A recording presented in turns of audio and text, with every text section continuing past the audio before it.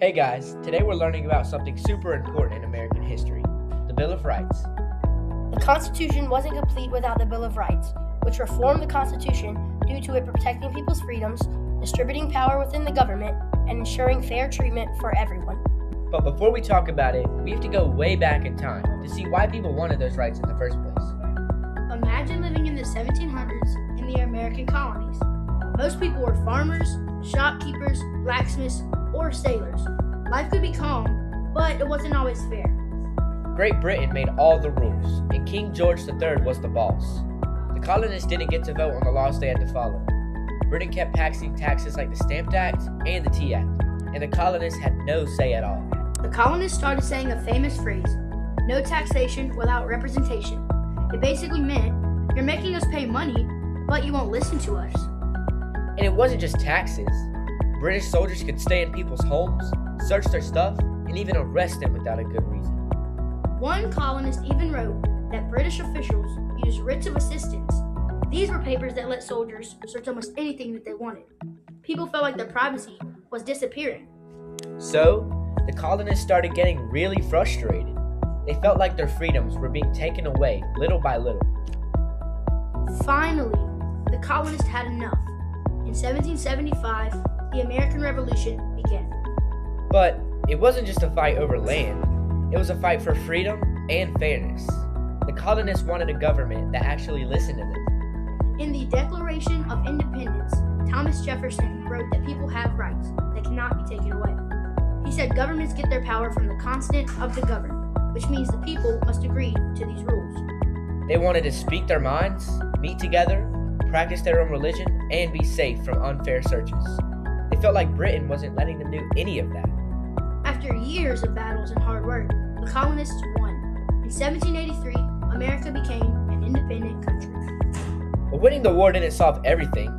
Now they had to build a brand new government that wouldn't act like the old British one. Americans were excited, but also nervous. They wanted a strong government, but not one that acted like a king. So, leaders wrote the Constitution. It explained how the government works. Congress makes laws, the president carries them out, and the courts decide what the laws mean. But there was a huge problem. The Constitution didn't list the rights of the people.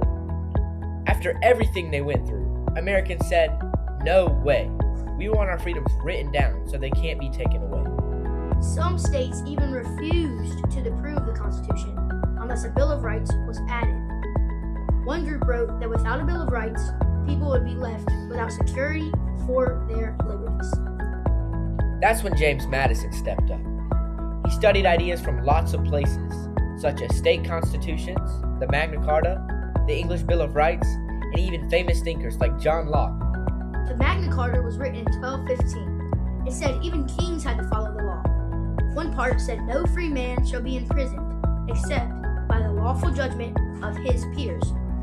That idea helped inspire our right to a fair trial. The English Bill of Rights of 1689 said the king couldn't keep a standing army in people's homes and couldn't take away people's rights.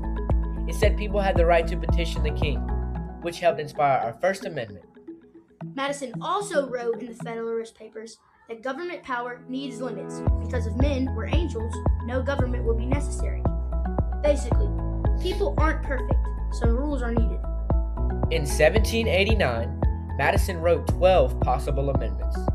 But after lots of debating, 10 were approved in 1791. Those 10 became the Bill of Rights. Now, imagine you want to write a funny article in the school newspaper about how weird the cafeteria food looks.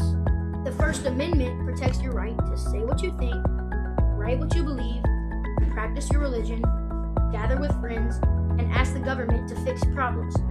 Madison said these freedoms were the great rights of mankind. After the Revolution, people wanted to make sure they could protect themselves if danger ever came again. That's why the Second Amendment talks about owning weapons. It came from a time when safety felt shaky. Back in colonial times, British soldiers could just stay in your house without asking. The Third Amendment says that can't happen anymore. Your home is your private space. Now, imagine a teacher wanting to search your backpack just because they feel like it. The Fourth Amendment says people need a good reason or a warrant to search your stuff. It protects your privacy. Colonists remembered when soldiers searched their homes with writs of assistance, and they never wanted that again. The Fifth Amendment says you can't be punished without proof, and you don't have to say things that might get you in trouble. It makes sure that the justice system is fair. Now, the Sixth Amendment gives you a speedy trial, a lawyer, and a jury. No secret trials, no waiting forever. It helps make sure everyone gets treated fairly in court.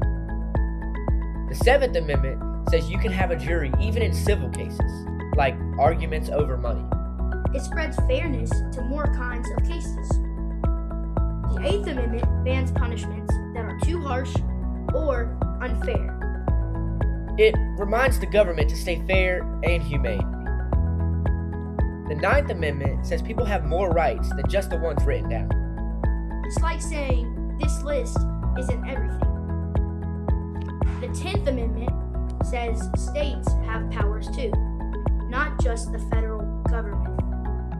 It just keeps the government balanced. Now, imagine wanting to tell your friends about how bad the school food is. Thanks to the First Amendment, you can do that.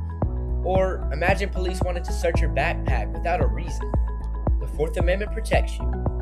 Or if you're accused of something, the Fifth Amendment makes sure you get treated fairly. But now you ask, how did the Bill of Rights change America? Well, in the years after the American Revolution, the new nation faced a critical question. How do you build a government strong enough to function, but also limited enough to protect the people? The answer became the Bill of Rights. These first 10 amendments transformed the Constitution. They guaranteed freedoms like speech, religion, and the press rights that had never been formally protected in this way.